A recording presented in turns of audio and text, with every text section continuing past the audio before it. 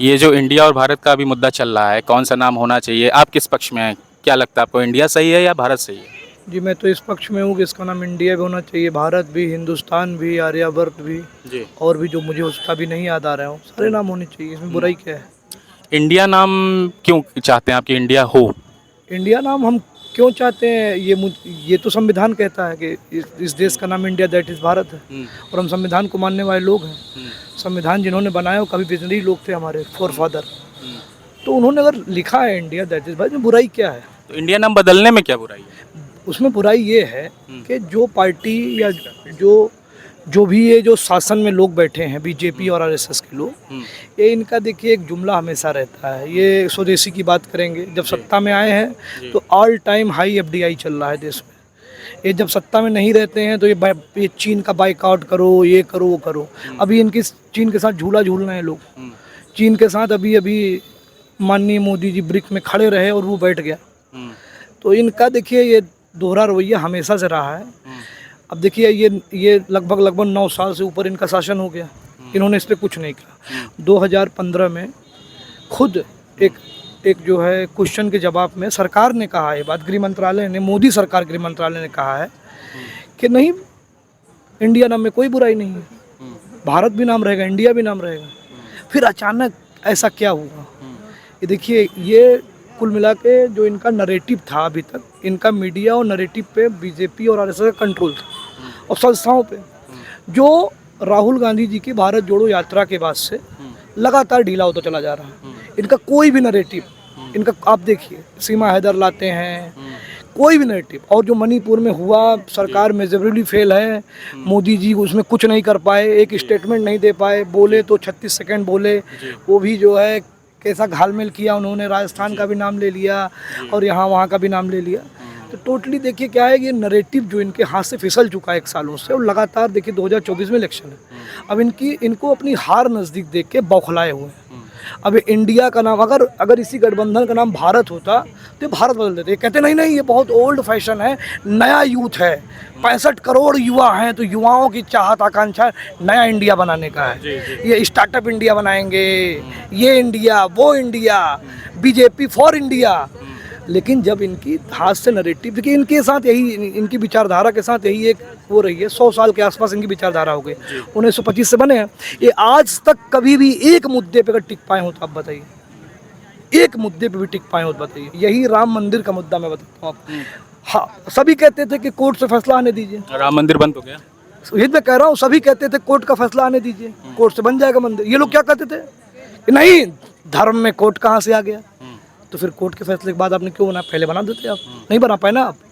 तो यही चीज़ है, इनके साथ यही दिक्कत है। ये आज तक आप कभी भी एक भी इनका कोई प्रवक्ता बता दे या कोई किसी भी मुद्दे पे, सरकार का ये पूरा दावा है कि भाई हमने कहा था, बीजेपी ने कहा कि भाई हमको बनाना है राम मंदिर, मैंने बना के दिखा दिया, वादा पूरा कर दिया मैंने। मेरी बात ही आप नहीं समझ रहे हैं, बीजेपी ने नहीं बनाया ना। लोग क्या बोल रहे कि किसी ने राम मंदिर बनने का विरोध किया क्या? सब ने यही कहा कि यहाँ पे लैंड ऑफ द लॉ है, यहाँ पे नियम कानून है, संविधान है, संविधान के दायरे पे कोर्ट का फैसला आने दीजिए। और कोर्ट का फैसला आया उसके बाद ही बनाना। लेकिन ये लोग क्या कहते हैं, हम कोर्ट को नहीं मानते, हम संविधान को नहीं मानते, आस्था में कोर्ट कहाँ से आ गया? यही बोलते थे ना आडवाणी जी और इनके जो भी ये सब लोग थे फैनेटिक। लेकिन आज क्या हुआ? तो वही मैं कहना चाहता हूँ कुल मिला के, ये इनके हाथ से नरेटिव अब फिसल चुका है। इनको अपनी 24 की हार नज़दीक दिख रही है। अब आप देखिए ना, मोदी जी क्या कुछ नहीं कर रहे हैं। अब जैसे आपने कहा कि ये घबराहट है या डर है, 2012 में शांताराम नाइक ने भी इस पर एक बार एप्लीकेशन दायर किया था कि इंडिया नाम हटना चाहिए, कांग्रेस के ही नेता थे। देखिए क्या है, देखिए ये एक कोई भी, देखिए जो भी अपने अस्तित्व की लड़ाई लड़ता है, अब पॉलिटिकल पार्टीज में क्या होता है, जैसे मैं ही किसी पॉलिटिकल पार्टी में हूँ, जब तक मेरा अस्तित्व बना है तब तक मैं बहुत अच्छी अच्छी बातें करूँगा, जो भी पॉलिटिकल लाइन है, जो भी पार्टी की लाइन है, जो भी संविधान की लाइन, मैं उसको फॉलो करूँगा। जिस दिन मेरा अस्तित्व खतरे में आ जाए तो मैं यही सब ऊट पटांग की बातें हूँ करता है। यार पार्टी लोग करते हैं, जो भी हाशिए पे जाते हैं, जिस आप शांता नाइक का नाम ले रहे हैं, तो वो उसमें हाशिए पे रहे होंगे। वो तो ये कभी भी कोई आदमी जब जिम्मेदार रहता है, जब उसकी लोकप्रियता रहती है, तब वो ऐसी बातें नहीं कर। वही मैं कह रहा हूँ कि मोदी जी की भी लोकप्रियता अब खत्म हो चुकी है। जो उनका एक चार्म हुआ करता था, आज देखिए ना, मोदी जी संसद में जब मोदी जी बोलना शुरू किए, अभी जब इसरो का वो हुआ, मोदी जी आ गए, वैज्ञानिक को नहीं बोलने दिए, जब तक इसरो का वो लॉन्च हो रहा था चंद्रयान 3, तब तक उसको 8.5 लाख लोग देख रहे थे लाइव। मोदी जी आए 1 मिनट के अंदर 3.5 लाख उन्होंने छोड़ दिया। क्या मतलब है इसका? मतलब अब इनके हाथ से नैरेटिव फिसल चुका है, उससे घबरा चुके हैं लोग, और घबराहट में ये इंडिया, ये वो, और ये सारे मुद्दे इनके सिर्फ और सिर्फ एक जुमला है। ये पब्लिक को फंसाना चाहते हैं, उलझाना चाहते हैं। वो चाहते हैं कि इन सब डिबेटों में पढ़ के महंगाई, मणिपुर, जो इनका कुशासन है, जो इनकी नीतियां हैं, जो डिलीवर नहीं कर पाए, रोजगार नहीं दे पाए, अर्थव्यवस्था को नहीं सही कर पाए, रुपया को नहीं कम कर पाए, आपके पेट्रोल को नहीं कम कर पाए, गैस के प्राइस आप देख ही रहे हैं कहाँ पे हैं। इसमें जैसे आप ये बताइए, जैसे हम अपने देश की बात करें, हिंदुस्तान की बात करें, सबसे पहला पुराना नाम क्या रहा होगा? पहला नाम क्या रहा होगा स्टार्टिंग से? देखिए, अंग्रेजों के पहले की बात कर रहे हैं, जब अंग्रेज नहीं आए थे उसके देखिए पहले मेरी बात समझिए। हाँ। अंग्रेज जब नहीं आए थे तो इसका नाम मराठवाड़ा भी था, राजस्थान में इसका नाम राजपूताना भी था, अवध में इसका नाम अवध था। तो क्या सब ऐसे से नाम रखे? लेकिन सनातन धर्म की बहुत सी पुस्तकों में, वेद पुराणों में, उसमें आज भी भारतवर्ष लिखा हुआ है, इसके पुख्ता सबूत हैं, इसमें तथ्य हैं। और इसी बिहाफ पर कहा जा रहा है कि इसका नाम प्राचीन काल से भारत था, तो भारत ही रहना चाहिए। इंडिया तो गुलामी वाला नाम है, इसको तो हटा देना चाहिए संविधान के संशोधन के हिसाब से। इंडिया गुलामी का नाम नहीं है। ये जब मुझे याद नहीं आ रहा, इंडिका जो बुक थी, हाँ, उन्होंने लिखी थी, तो उन्होंने इंडिया नाम इसका लिया था। इसमें देखिए, समझिए बात को, ये लोग जो दिखा रहे हैं गुलामी की निशानी है। सबसे बड़ी इस देश की गुलामी की निशानी है आरएसएस, जो गुलाम संस्था ही बनी थी अंग्रेजों की मदद पहुंचाने के लिए। तो सबसे पहले उसको खत्म कर देना चाहिए। तो ये एकदम बकवास बात है। ऐसे तो इसका नाम आर्यावर्त था कहीं पे भी। तो मैं ये कह रहा था, देखिए, तो हम ये कह रहे थे कि सनातन धर्म में इसमें बहुत सारे तथ्य हैं जिसमें भारतवर्ष ही नाम है। जब से मतलब ये सृष्टि आई होगी तभी से भारतवर्ष है नाम। ऐसा बिल्कुल नहीं कि सृष्टि आई तो उसका नाम भारतवर्ष। जी, क्योंकि पुराणों में, विष्णु पुराण में, मत्स्य पुराण में सब उल्लेख है। पुराणों में उल्लेख है, ठीक बात है। हाँ। तो ये इंडिया का नाम नहीं है उसमें। ये देश क्या पुराणों से चलेगा? ये देश क्या स्मृतियों से चलेगा? लेकिन भावनाएं भी तो हैं। भावनाएं हैं ना, तो क्या संविधान में लोगों की तो भावनाएं नहीं? क्या संविधान को संशोधन किया जा सकता है? संविधान को संशोधन किया गया, लेकिन उसके आधारभूत स्ट्रक्चर को संशोधन नहीं किया जाता। बेसिक स्ट्रक्चर ऑफ कॉन्स्टिट्यूशन को आप नहीं बदल सकते। कॉन्स्टिट्यूशन अपने बेसिक स्ट्रक्चर में सेकुलर है, सबका है। आप धाराएं बदल सकते हैं, आप आर्टिकल्स बदल सकते हैं, उसमें संशोधन कर सकते हैं, कुछ नया जोड़ सकते हैं, लेकिन संविधान का जो मूलभूत संरचना है आप उसके साथ खिलवाड़ नहीं कर सकते। और समझिए बात को, इस देश में हर प्रकार के लोग रहते हैं। यहाँ तो कई प्रकार के लोग हैं। पहले यहाँ पे मान लीजिए कि द्रविडियन लोग रहते थे, या हड़प्पन लोग रहा करते होंगे। आर्य रह रहे हैं, फिर उसके बाद ग्रीक आए, शक आए, हूण आए, कुषाण आए, अंग्रेज आए, मुगल आए, उसके पहले जो तो ये तो एक भारत तो एक प्रकार से मिक्स संस्कृति का देश है आज की डेट में। तो आज हम कैसा देश बनाएंगे? आज हम क्या बनाना चाहते हैं देश को? देखिए, समझिए बात। 1950, 26 जनवरी 1950 के पहले देश क्या था, वो एक अलग डिबेट है। 26 जनवरी 1950 के बाद इस देश ने अपना भविष्य, अपना रास्ता चुन लिया है। तो उसे किस रास्ते पे जाना है? उसके बाद इस देश का नाम भारत भी है, इंडिया भी है, बोलने वाले हिंदुस्तान भी बोलते हैं, लोग आर्यावर्त भी बोलते हैं। जैसे अभी आपने इलाहाबाद का नाम बदल के प्रयागराज कर दिया। प्रयागराज बदलने से पहले क्या इसका नाम प्रयागराज क्या लोग प्रयागराज बोलते नहीं थे? बोलते थे ना। तो एक शहर के 2 नाम हो सकते हैं, 3 नाम हो सकते हैं। वैसे एक देश के 2 नाम, 3 नाम, 4 नाम हो सकते हैं। जैसे आप ही का नाम घर का कुछ और होगा, भारत कुछ और होगा। इसमें बुराई क्या है? अगर इंडिया में सब लोग अपने आप को इंक्लूसिव समझते हैं, अपने आप को इंक्लूड समझते हैं, तो इसमें बुराई क्या है इंडिया रखने में? अगर आप कोई नाम लाते हैं, जैसे आर्यावर्त लाते हैं या कुछ भी लाते हैं, अगर उसमें कोई कोई समुदाय, कोई जाति, कोई धर्म अगर उससे अपने आप को एक्सक्लूड समझता है, तो ये तो बुरा बात होगा ना। हमें इंक्लूजन की ओर जाना है, हमें सबको जोड़ना है, हमें एक ऐसे समाज का निर्माण करना जिसमें सबके लिए ये देश सबका देश हो। जैसे किसी को ये ना लगे कि देश मेरा नहीं है, और किसी को ये भी ना लगे कि ये देश सिर्फ मेरा है। तो बात यही, अभी यहाँ पे बात यही है कि देश सिर्फ मेरा है।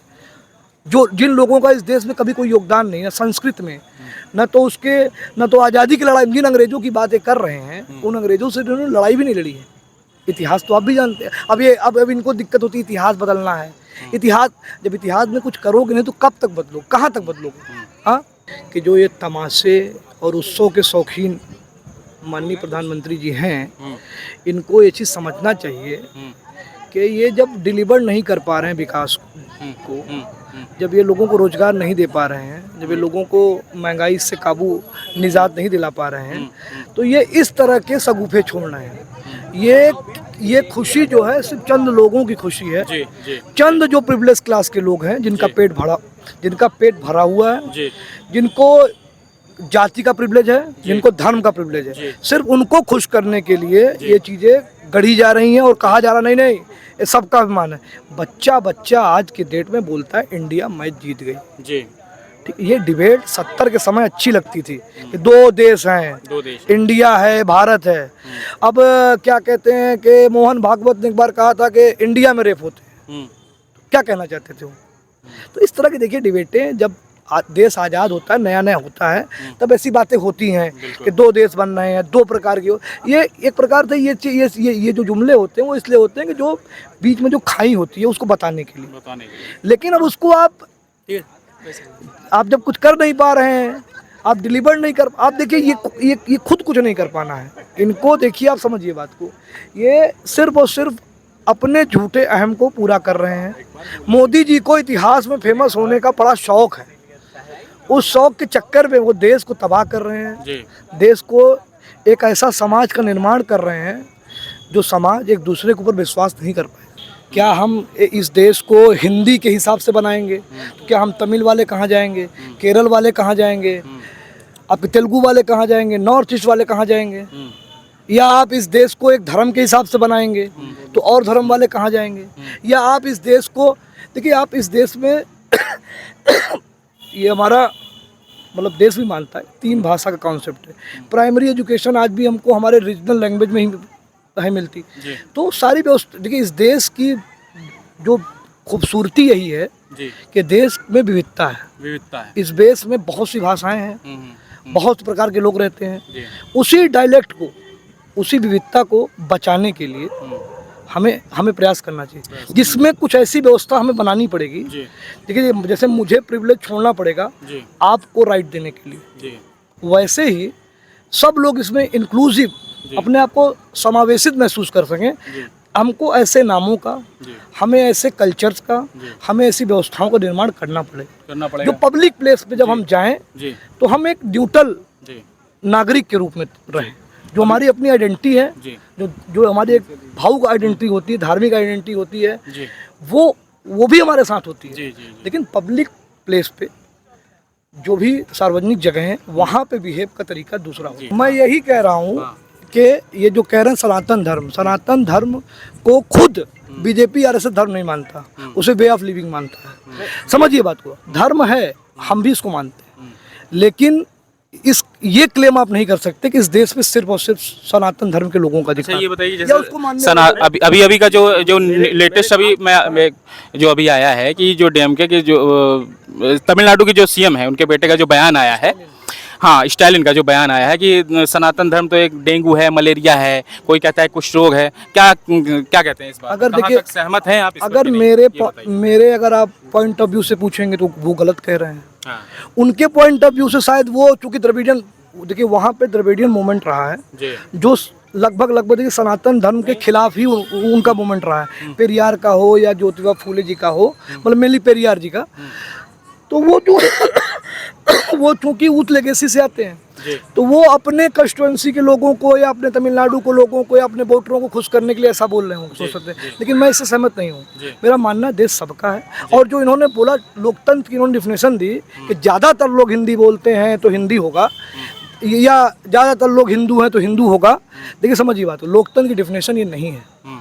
लोकतंत्र की डिफिनेशन ये है, अगर कोई एक माइनॉरिटी भी है तो उसके कल्चर को, रहन सहन को, भाषा बोली को आप प्रिजर्व करेंगे, उसके व्यू पॉइंट को आप ध्यान देंगे। ये लोकतंत्र है।